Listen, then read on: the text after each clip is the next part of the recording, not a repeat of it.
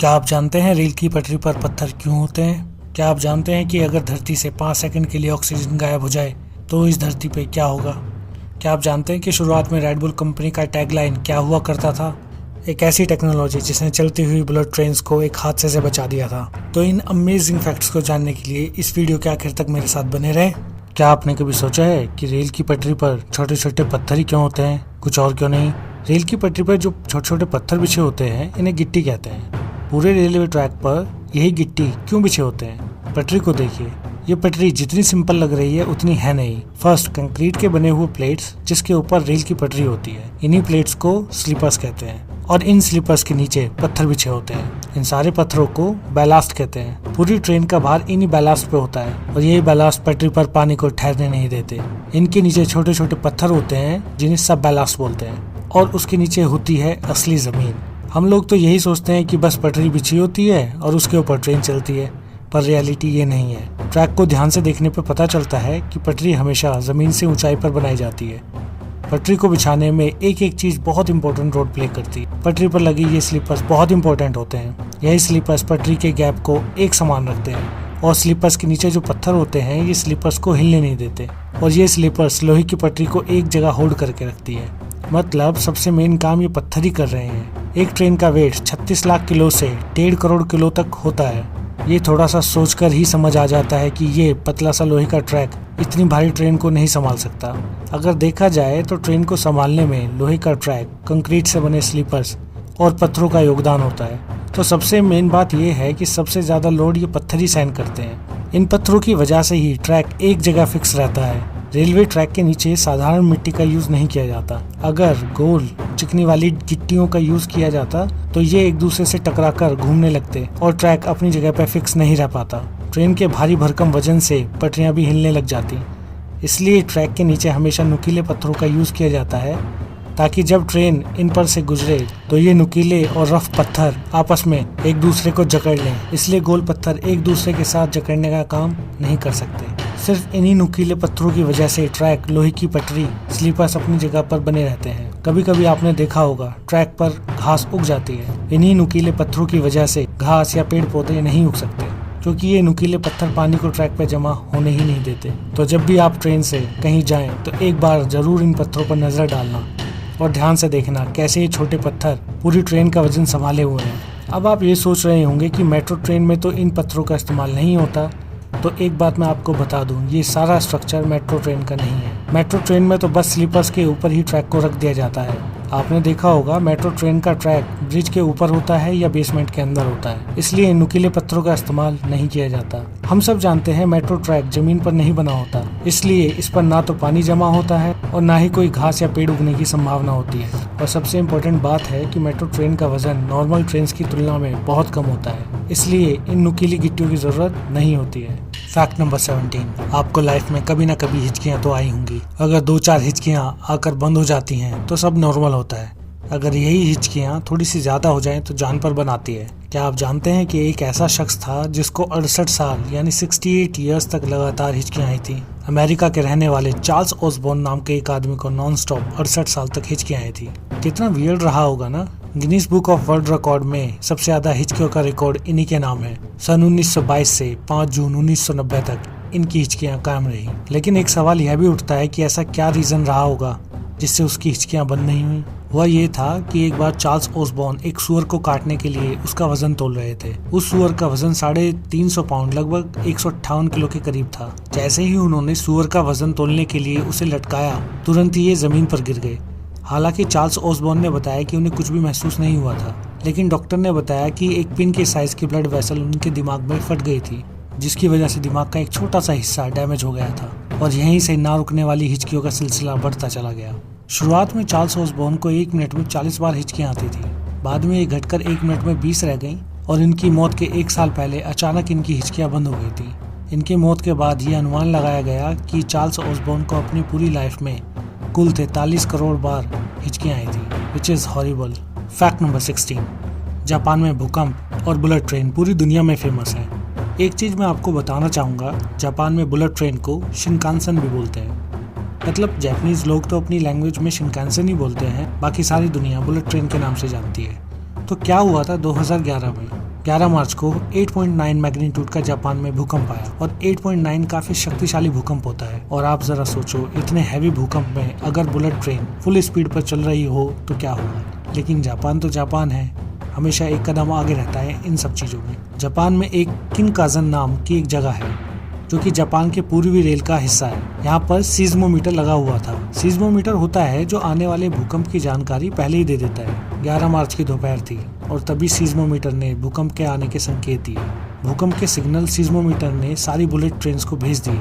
तो उस टाइम 33 ट्रेनें चल रही थी और बुलेट ट्रेन में एक सिस्टम होता है जिसे इलेक्ट्रिक पावर ट्रांसमिशन सिस्टम कहते हैं। इस सिस्टम ने 33 ट्रेनें जो चल रही थी तुरंत उसमें ब्रेक लगा दिए और तुरंत वो ट्रेन पटरी से उतरने से बच गई। इस सीज़्मोमीटर की हेल्प से किसी की भी जान नहीं गई। फैक्ट नंबर 15, आपने अपने हाथों की उंगलियों पर ये सफेद रंग का निशान देखा ही होगा। क्या कभी आपने सोचा है कि इस निशान को क्या कहते हैं? इसे क्यूटिकल कहते हैं। बहुत सारे लोग जाने अनजाने में इसे हटा देते हैं ताकि अपने नेल्स को सुंदर बनाया जा सके, पर इसे हटाना थोड़ा खतरनाक हो सकता है क्योंकि नाखूनों की जड़ में बैक्टीरिया आसानी से पनपते हैं और ये बैक्टीरिया खाने के साथ या किसी से हाथ मिलाते समय आसानी से शरीर में अंदर पहुंच जाते हैं, जिससे बीमारी होने का खतरा बढ़ जाता है। तो क्यूटिकल से छेड़छाड़ करना पड़ सकता है महंगा। फैक्ट नंबर 14, कुछ लोगों को शांति बहुत पसंद होती है। उसका कारण है ये भाग दौड़ भरी जिंदगी, चारों तरफ गाड़ियों का शोर और लोगों से खचाखच भरी सड़कें। तो जब भी लोग बाहर से घर आते हैं उन्हें थोड़ी शांति चाहिए होती है, इसलिए अपनी छुट्टियां मनाने लोग शांति वाली जगहों पर जाना पसंद करते हैं। कभी आपने सोचा है कि इस पूरी दुनिया में सबसे शांति वाली जगह कहाँ है? ये जगह है अमेरिका के रेमंड, वॉशिंगटन में। इस जगह को एनीकोइक कहते हैं। एनीकोइक का मतलब है इको ना आए या आवाज ना गूंजे। ये एक साइलेंट रूम है जो कि माइक्रोसॉफ्ट के हेडक्वार्टर में मौजूद है। ये इतना साइलेंट है कि इसमें आपके दिल की धड़कन तक सुनाई देती है। इस रूम में बैठने पर कानों में रिंगिंग सुनाई देती है। ये आवाज दिमाग में हो रहे ब्लड सप्लाई की होती है। इसी वजह से the Guinness Book of World Record में the most silent place on earth, यानी इस धरती पर सबसे शांत जगह का खिताब माइक्रोसॉफ्ट के इस रूम के नाम है। ये इतना साइलेंट है, अगर आप थोड़ा सा भी हिलते हो तो आपकी हड्डियों की आवाजें सुनाई देती हैं। इसके इतने साइलेंट होने की वजह से कोई भी इंसान इसमें 45 मिनट से ज्यादा नहीं रुक सकता है। फैक्ट नंबर 13, एक पर्शियन किंग थे जिनका नाम था आगा मोहम्मद खान। तो क्या हुआ था, इन्होंने अपने 2 सैनिकों को किसी बात के लिए मौत की सजा सुना दी थी, पर उस दिन कोई इस्लामिक त्योहार था और किंग धार्मिक प्रवृत्ति का था। तो किंग आगा मोहम्मद खान ने उन्हें अगले दिन मारने का हुक्म दे दिया और उन्हें अगले दिन के लिए जेल में बंद करवा दिया। किसी तरह से वो दोनों सैनिक जेल से भाग निकले और इन्होंने रात को सोते समय राजा को ही मार दिया। ये तो गजब हो गया। इसलिए बोलते हैं कल करे सो आज कर, आज करे सो अब। फैक्ट नंबर 12, अभी पूरी दुनिया की पॉपुलेशन यानी जनसंख्या लगभग 7 बिलियन है। बोले तो 700 करोड़ लोग। अगर ये सोचा जाए कि ऐसा कौन सा टाइम था जब पूरी दुनिया की पॉपुलेशन सबसे कम थी, मतलब ऐसा कौन सा टाइम था जब पूरी दुनिया में सबसे कम लोग बचे थे और कितने लोग बचे थे, तो इसका जवाब ये है कि आज से 70,000 साल पहले एक विशाल ज्वालामुखी फटा था और ये इतना भयंकर था कि इसका असर पूरी धरती पर 1000 साल तक रहा था और इसका परिणाम इतना भयंकर हुआ कि धरती की बहुत सारी प्रजातियां मर गई थी और धरती पर लोगों की संख्या मात्र 10,000 रह गई थी। लेकिन इसका सही कंफर्मेशन किसी के पास भी नहीं है। जिन लोगों ने इस बात को बताया या इस थ्योरी को समझाया, उन्होंने इस थ्योरी को कैटास्ट्रोफ थ्योरी का नाम दिया। अगर आप इसके बारे में जानना चाहते हैं तो विकिपीडिया पर आप इसके बारे में पढ़ सकते हैं डिटेल में। फैक्ट नंबर 11, आपने जंबो का नाम तो अक्सर सुना ही होगा, जैसे रेस्टोरेंट या होटल या किसी ऑफर में, जैसे कि जंबो पैक या जंबो मील। बेसिकली जंबो का मतलब होता है बहुत बड़ा। वास्तव में जंबो एक हाथी का नाम था और ये 18वीं शताब्दी में यूनाइटेड किंगडम में रहता था। अपने विशाल आकार के चलते ये इतना फेमस हुआ कि ये हाथी सेलिब्रिटी हाथी बन गया। सिर्फ यूके में ही नहीं बल्कि ये हाथी पूरी दुनिया में फेमस हुआ। इसका साइज नॉर्मल हाथियों से बहुत ज्यादा था। इसी हाथी के नाम से ये जंबो शब्द निकला, जंबो साइज। फैक्ट नंबर 10, आप सब लोग रेड बुल एनर्जी ड्रिंक के बारे में तो जानते ही होंगे। बेंजामिन कैरी एथर्स नाम का एक अमेरिकी शख्स ने रेड बुल कंपनी के ऊपर एक अजीब सा केस कर दिया। केस ये था कि इस आदमी ने कोर्ट में ये बोला कि मैं 10 साल से रेड बुल पी रहा हूँ और अभी तक मुझे विंग्स मतलब पंख नहीं मिले हैं। अब आप सोच रहे होंगे कि विंग्स का रेड बुल से क्या कनेक्शन है। दरअसल बात ये है कि उस समय कंपनी का टैगलाइन होता था कि red bull gives you wings, और ये कोई मजाक वाला केस नहीं था। अब रेड बुल कंपनी फंस चुकी थी, तो क्या हुआ कि रेड बुल ने इस आदमी को, बेंजामिन कैरी एथर्स को $13 मिलियन हर्जाने के रूप में दिए, लगभग 100 करोड़ रुपए। फैक्ट नंबर 9, कई बार हम सोचते हैं कि हमारे ऊपर अपना सेल्फ कंट्रोल बहुत कम है और हम इस सेल्फ कंट्रोल को बढ़ाना भी चाहते हैं, तो इसके लिए हमें क्या करना है? इसके लिए हमें अपने नॉन डोमिनेंट हाथ का इस्तेमाल ज़्यादा करना होगा। यूजुअली हम जिस हाथ से ज़्यादा काम करते हैं उसे डोमिनेंट हैंड बोलते हैं। डोमिनेंट हैंड, हाँ, ज़्यादातर लोग अपने सीधे हाथ से काम करते हैं, जैसे लिखना, क्रिकेट खेलना, तो उनका दाहिना हाथ उनके लिए डोमिनेंट हैंड हुआ, ओके। और जिस हाथ से हम कम काम करते हैं वो नॉन डोमिनेंट हैंड हुआ। तो वैज्ञानिकों के अनुसार अगर हम नॉन डोमिनेंट हैंड का इस्तेमाल ज़्यादा करते हैं, एग्जाम्पल के लिए लेफ्ट हैंड का इस्तेमाल ज़्यादा करते हैं, तो हमारा सेल्फ कॉन्फिडेंस अपने आप बढ़ने लगता है। फैक्ट नंबर 8, साउथ अफ्रीका के पास एक जगह है, स्वाजीलैंड, हाँ, लेकिन अब इसे इस्वाटिनी के नाम से जाना जाता है, ओके। जब ये जगह स्वाजीलैंड थी तब यहाँ एक लॉ पास किया गया था, मतलब बड़ा गजब ही लॉ था। वहाँ की गवर्नमेंट ने चुड़ैलों के लिए एक लॉ पास किया था, जिसमें चुड़ैलों को बताया गया है कि अगर चुड़ैल यानी विचेस 150 मीटर से ऊपर उड़ती हैं तो उन्हें अरेस्ट कर लिया जाएगा। क्या चुड़ैलों को अरेस्ट? ये वहाँ का लॉ है कि witches can't fly brooms above 150 metre in Swaziland. ये सुनने में अजीब लग रहा है, पर ये स्वाजीलैंड का लॉ है। और इसका कारण यह है कि वहाँ के लोग विचेस पे ज्यादा विश्वास करते हैं, मतलब चुड़ैलों पे बहुत ज्यादा विश्वास करते हैं। लगभग हर इंसान वहाँ चुड़ैलों पे भरोसा करता है स्वाजीलैंड में। फैक्ट नंबर 7, कभी ना कभी हमारे मन में ये ख्याल आया होगा कि क्या मछलियाँ भी कभी पानी पीती हैं? तो उसका बिल्कुल सटीक जवाब ये है कि मछलियाँ पानी नहीं पीती हैं, बल्कि पानी को सोखती हैं, मतलब एब्जॉर्ब करती हैं। मछलियाँ अपने गिल्स के थ्रू पानी को एब्जॉर्ब करती हैं। अब जैसे इस इमेज में मछलियों के इस पार्ट को गिल्स कहते हैं, और गिल्स के थ्रू पानी को एब्जॉर्ब करने के इस प्रोसेस को ऑस्मोसिस कहते हैं। वैसे ऑस्मोसिस में और बहुत सारी चीजें भी होती हैं, तो इसका एक लाइन में आंसर है कि मछलियां पानी नहीं पीती हैं, बल्कि पानी को एब्जॉर्ब करती हैं, सोखती हैं। और समुद्र के केस में जहां पानी में बहुत नमक होता है, उस केस में मछलियां क्या करती हैं? होता यह है कि मछलियों की गिल्स में एक प्रकार का मैकेनिज्म होता है। इस मैकेनिज्म की हेल्प से समुद्र का जो एक्सेस नमक होता है वो निकल जाता है और मछलियां उस नॉर्मल पानी का लुफ्त उठाती हैं। मछलियों को जब रिक्वायरमेंट होती है तब गिल्स के थ्रू वो पानी को एब्जॉर्ब कर सकती हैं, इसलिए मछलियों को प्यास जैसी कोई भी चीज महसूस नहीं होती है। मछलियों का जो गिल्स होता है ना, वो बहुत इंपॉर्टेंट रोल प्ले करता है, और इसलिए जो गिल्स होता है मछलियों का, वो वाटर कंटेंट लेवल को बैलेंस करके रखता है। ये प्यास वाली फीलिंग जो इंसानों में होती है वो मछलियों में नहीं होती। मतलब एक वर्ड में हम बोल सकते हैं कि मछलियों को प्यास नहीं लगती। मछलियों में गिल्स किसी जादुई पार्ट से कम नहीं होता है। जैसे हम लोगों में हर्ट होता है, वैसे ही मछलियों में गिल्स होते हैं। मतलब गिल्स नहीं तो मछली भी नहीं, सिंपल। फैक्ट नंबर 6, एक अमेरिकन कंपनी जिसका नाम रिगले है, ये कंपनी अपने चॉकलेट्स, कैंडीज के लिए काफी फेमस है। एक्चुअली इस कंपनी की शुरुआत एज अ सॉप कंपनी हुई थी, मतलब ये शुरुआत में साबुन बेचा करती थी। उस टाइम ये कंपनी क्या करती थी कि अगर आपने साबुन खरीदा है तो उस साबुन के साथ फ्री में बेकिंग सोडा देती थी। लेकिन क्या हुआ कि इस कंपनी जो रिगले थी, इसका बेकिंग पाउडर सोप से ज्यादा फेमस हो गया। तो इस कंपनी ने क्या किया कि साबुन को बेचना बंद कर दिया और बेकिंग पाउडर को बेचना शुरू कर दिया। कंपनी ने बेकिंग पाउडर को लार्ज स्केल पे बेचना शुरू कर दिया, मतलब बहुत बड़े पैमाने पे। अब कंपनी ने बेकिंग पाउडर के साथ एक छोटी च्युइंगम को देना शुरू कर दिया फ्री में, मतलब एज अ गिफ्ट। और हैरानी की बात यह है कि च्युइंगम बेकिंग पाउडर से ज्यादा फेमस हो गई और रिगले कंपनी ने बेकिंग पाउडर को बेचना छोड़ दिया और च्युइंगम बेचना शुरू कर दिया। तो यहाँ से जन्म होता है वर्ल्ड की मशहूर chewing gum company Wrigley chewing gum company का। क्या अमेजिंग स्टोरी है, वाओ।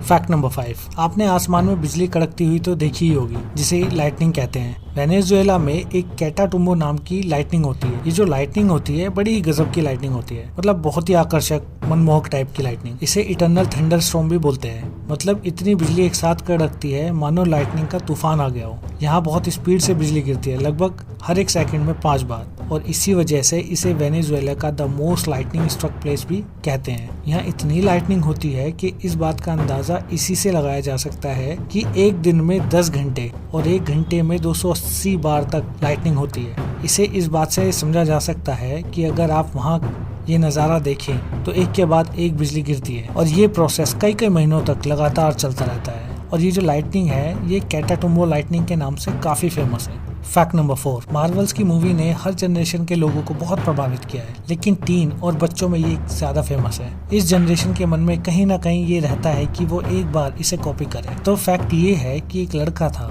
एक रैंडम लड़का था जिसका कान ठीक से काम नहीं करता था। मतलब उस लड़के को ठीक से सुनाई नहीं देता था। तो जब उसके पेरेंट्स उसे डॉक्टर के पास लेकर गए तो डॉक्टर ने उसे एक कान की मशीन दे दी ताकि वो ठीक से सुन सके। पर इस लड़के ने उस मशीन को कान पर नहीं लगाया बिकॉज ये लड़का मार्वल्स का बहुत बड़ा फैन था। इसने बोला कि मार्वल का कोई भी कैरेक्टर ऐसी कान की कोई भी मशीन नहीं लगाता है। तो क्या हुआ, धीरे धीरे ये बात फैलती चली गई और जब ये बात मार्वल को पता चली तो मार्वल ने एक सुपर हीरो को बनाया जिसमें वो सुपर हीरो हियरिंग एड पहनता है। मार्वल ने जब इस सुपर हीरो को लॉन्च किया तो ये ब्लू ईयर के नाम से फेमस हो गया। हर तरफ ब्लू ईयर की तारीफ होने लगी। तब जाकर इस लड़के ने इस हियरिंग एड को पहना ताकि उसे सुपर हीरो जैसा फील हो। इस आर्टिकल को पढ़ने के बाद समझा जा सकता है कि ये blue year super hero Marvel ने सिर्फ और सिर्फ उस लड़के के लिए ही बनाया था। फैक्ट नंबर 3, क्या होगा कि अगर धरती से 5 सेकंड के लिए भी ऑक्सीजन गायब हो जाए। आप सोच रहे होंगे कि 5 सेकंड तो कोई बहुत बड़ी बात नहीं है, वो तो हम नाक बंद करके भी 5 सेकंड गुजार सकते हैं। जितना आसान हमें ये लग रहा है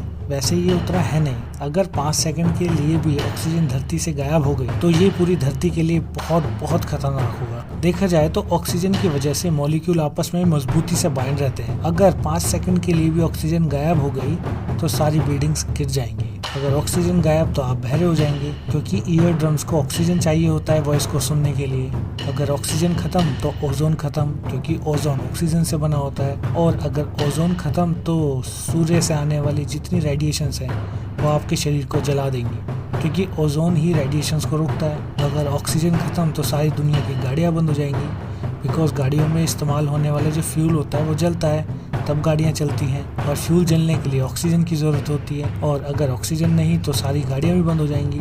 और अगर ऑक्सीजन ख़त्म तो सारी मानव जाति ख़त्म क्योंकि हमारे शरीर में 70% पानी होता है और पानी मतलब H2O हाइड्रोजन के 2 मॉलिक्यूल और ऑक्सीजन के 1 मॉलिक्यूल से मिलकर बना होता है। अगर 5 सेकंड के लिए ऑक्सीजन गायब हो गई तो धरती से इंसान खत्म, सारे समुद्र 5 सेकंड में सूख जाएंगे।